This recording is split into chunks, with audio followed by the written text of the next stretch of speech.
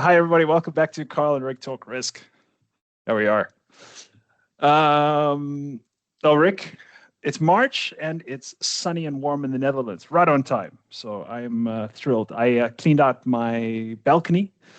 Plants, we have plants out there. Some of them have died off during the winter, but the others are looking pretty good. So getting pretty excited. It's getting warm. It's March. Although yesterday was warm, it's overcast. There's about a foot of snow on the ground in my backyard.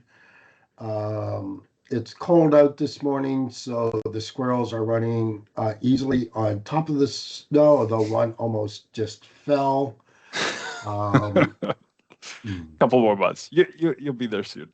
I don't know. The squirrels have to, the major danger for the squirrels is they have to dodge the holes that the deer leave with their footprints through my lawn. Right. My front yard, there in my by the door, there's a big bush, and the deer just love this bush. And we had to have our home security system redone last week because in the middle of the night, the deer keep knocking on the window, and the home security system thinks that someone is trying to break in, and it's just the deer trying to get at this bush. Yeah. And so we have, 2 feet of snow piled up around our walkway, and there's all these 2 feet deep holes from the deer walking through the snow. It's actually kind of cool, but anyhow. That is kind of cool. I digress. No one's interested now. No. Let's just say no one's going out and sitting on their deck here today. Yeah. No, you brought back some nice memories, because if the audience didn't know, Rick and I used to be neighbors. We used to live very close by, and I remember the deer had a track right through our backyard. I remember one got hit on the road leaving our house, so that was unfortunate. But yeah, they had their track, and you would see them following that route every couple of days, and it was really nice. So it brought back some good memories. So Rick, talking of memories, I remember when I was a fresh young risk manager, not that long ago. Wasn't that like last week or something? I wish. I don't know if the whites show up on the camera, but they will at some point. You got a long way to go. This is white. Yeah.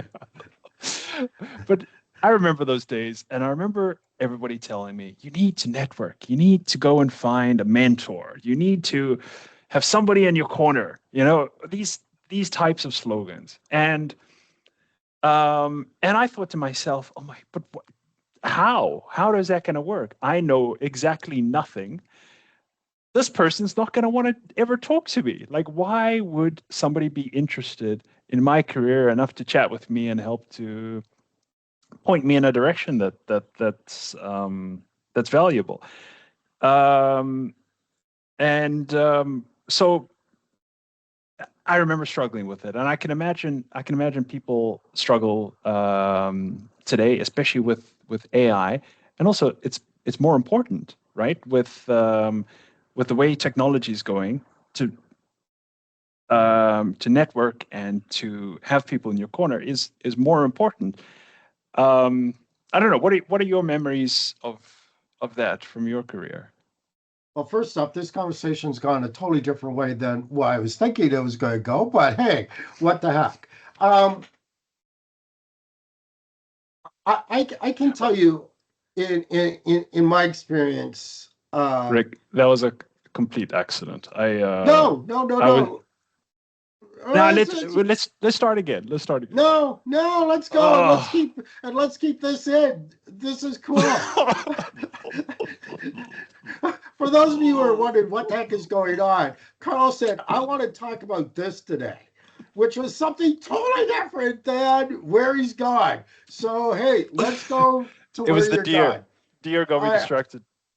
I mean, yeah, okay. It is what it is. Here's the thing. I got to say right up front, I suck at finding mentors. I suck at networking.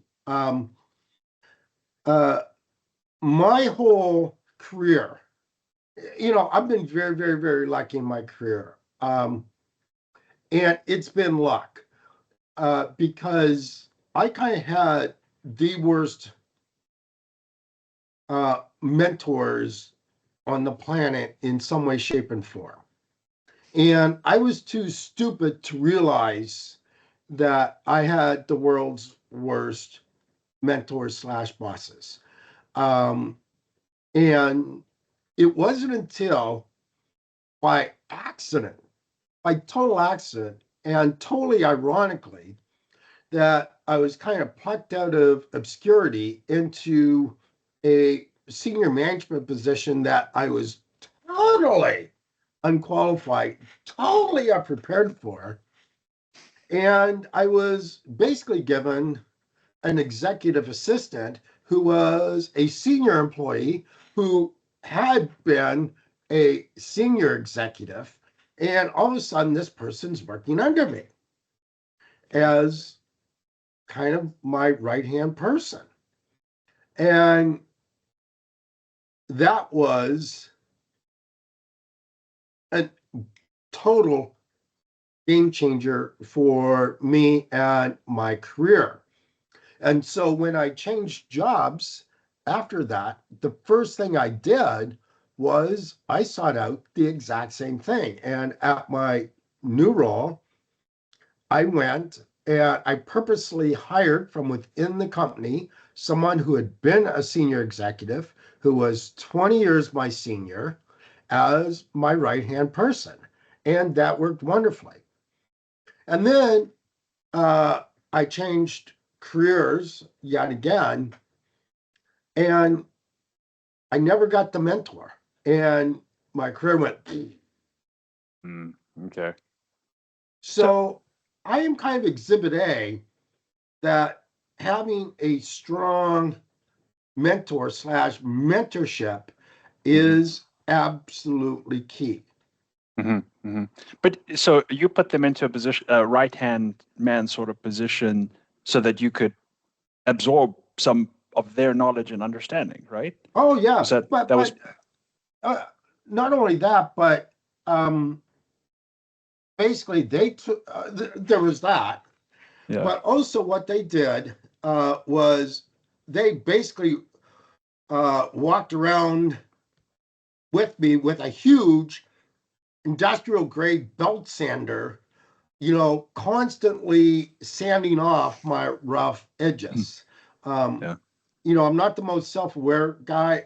I will say things that I don't mean to be arrows, but I'm told that they're actually spears fired from a cannon, which is not at all what I mean.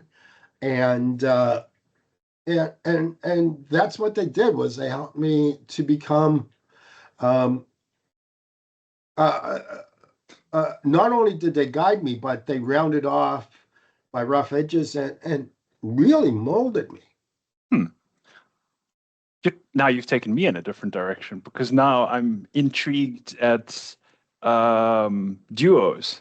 Because it's almost like, I think that's what you found. You have certain Oh, qualities that absolutely, complement, absolutely.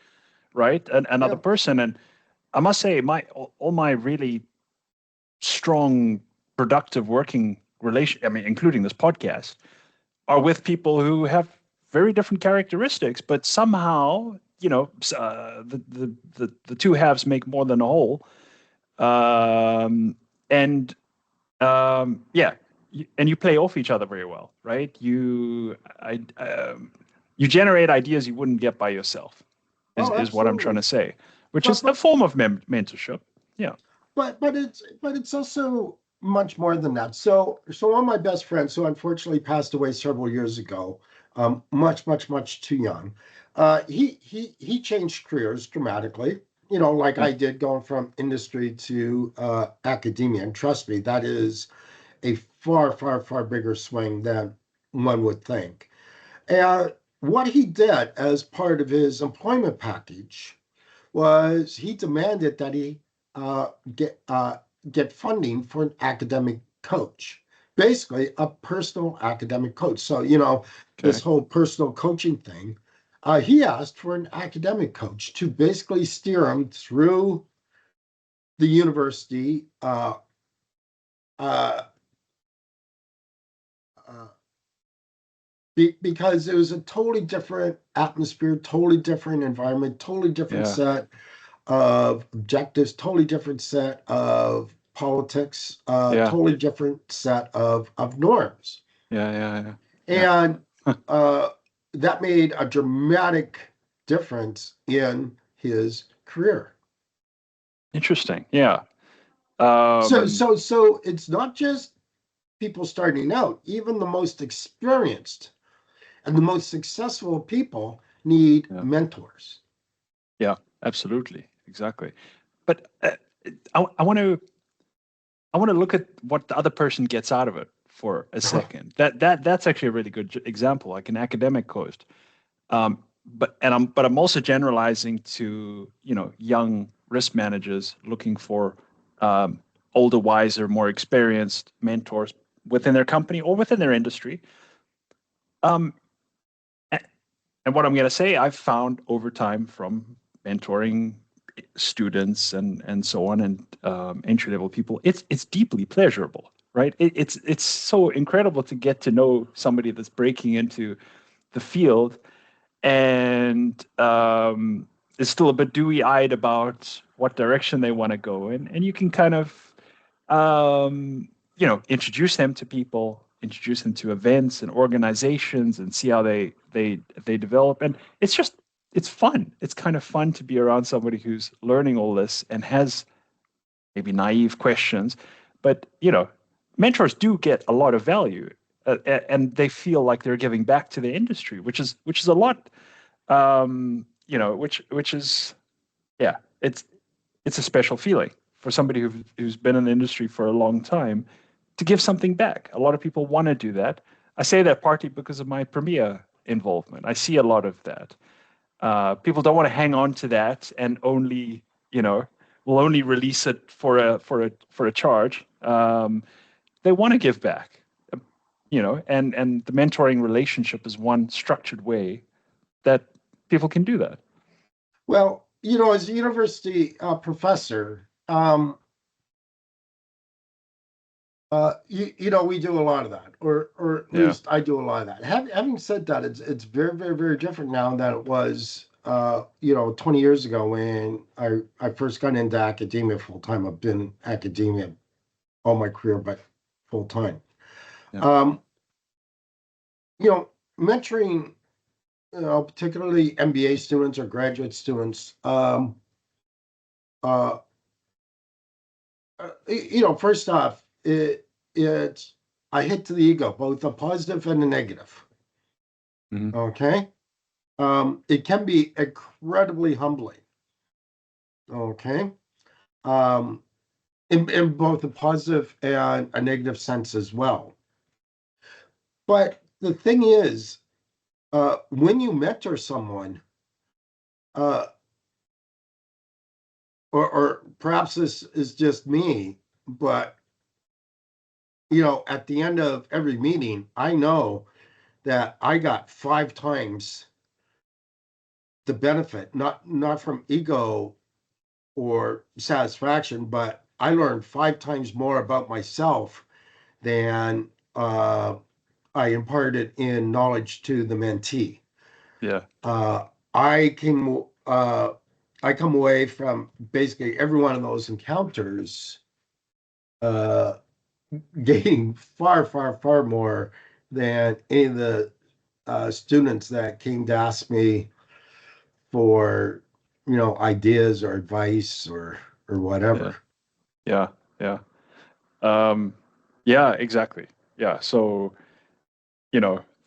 those fears that new risk managers and students have are unfounded. I think that's really what I'm trying to say is Oh, yeah. mentors like to do what they're doing. They're open to that for a reason. And you know what? The worst they can do is say no, right? If you ask. I want to touch on something maybe subtle that maybe people will miss in what we're talking about, because I remember thinking when I was younger that I need to ask questions that are going to help me understand where I want to go better. But in fact, my best mentoring relationships, where I've learned the most, are where both of us are going somewhere. For example, in a lot of my premier work, it's that we're both trying to do something. And along the way, I'm picking up, well, that's how this senior mentee, the senior mentor, dealt with this situation. Aha. But it's not that I'm asking him, how do I do this? It's that we're doing something together, and along the way, I'm picking things up. And that's what I think people. That's what I think young risk managers should look for. Get involved with something, a publication, your student investment club. You're all doing something together. You're learning as a because of the process, right? And there's plenty of that, right? At all the risk management organizations, there's case competitions, there's publications to get involved with, to write for. So plenty of opportunities out there. I think that's the last point I wanted to hit is that, I think some people throw their hands up in there and say, well, where am I supposed to find one? Well, come on. There's plenty of meetings. I think there's another reason specific to risk management, and there's one other perhaps totally far out there idea I want to bring up before I go, but I do that because I have a small brain, I'll forget, so maybe you'll trigger it later. Here's the thing. Risk has changed dramatically in the last decade. Actually, risk has changed dramatically since, 2008, really. Actually, 2010, when we did. In my career, I've seen that risk change dramatically in 1990. It changed dramatically at the beginning of the knots. It changed dramatically in 2010. It changed at the beginning of the 90s because of derivatives actually becoming an industry.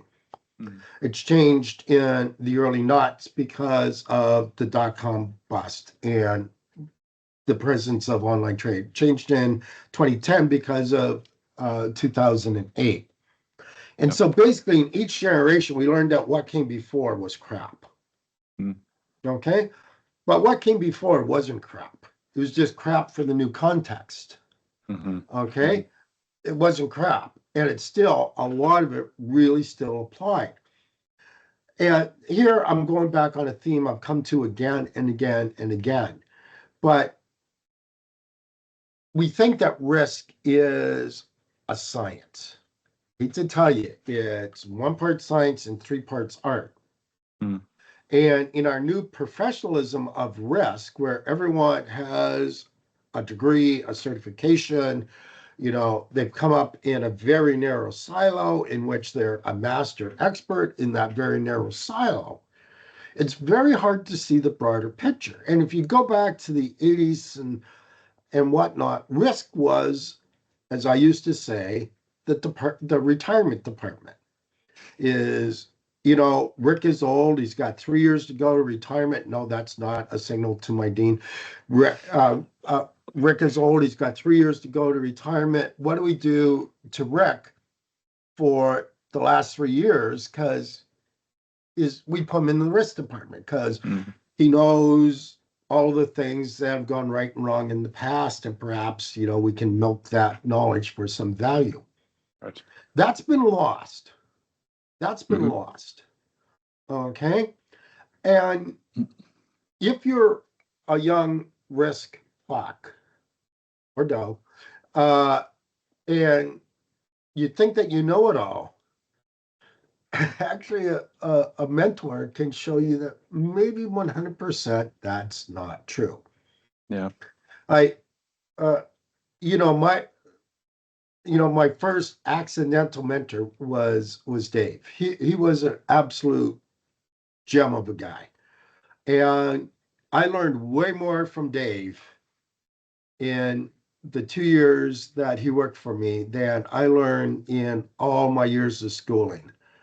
An afternoon with Dave talking about the organization and how to succeed in the organization and how to succeed and how to be effective Mhm. You know, I don't want to equate that it was just about, getting a bigger title and position.